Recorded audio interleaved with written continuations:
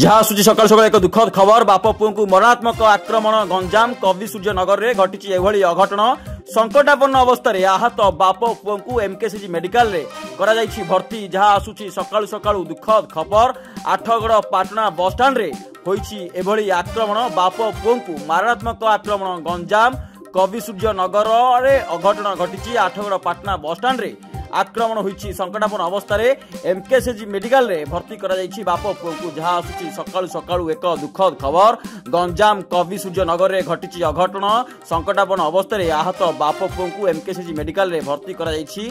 तेबे सकाळु सकाळु बाप पुओं को मारणात्मक आक्रमण करा जायथिला आठगड़ पाटना बस स्टाण्ड रे होइतिला एभली आक्रमण। जहाँ आसुची सकाळु सकाळु बड़ खबर बाप पुओं को मारणात्मक आक्रमण परे संकटापन्न अवस्था एमकेसीजी मेडिकल रे भर्ती हेले बाप पुओ।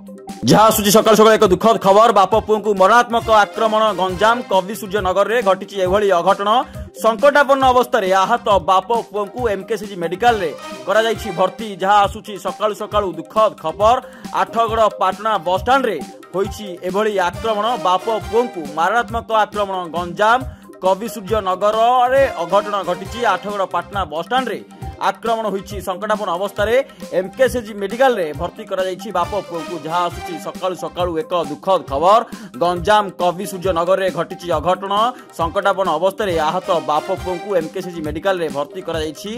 तेबे सकाळु सकाळु बाप पुओं को मारणात्मक आक्रमण करा जायथिला आठगड़ पाटना बस स्टाण्ड रे होइतिला एभली आक्रमण। जहाँ आसुची सकाळु सकाळु बड़ खबर बाप पुओं को मारणात्मक आक्रमण परे संकटापन्न अवस्था एमकेसीजी मेडिकल रे भर्ती हेले बाप पुओ।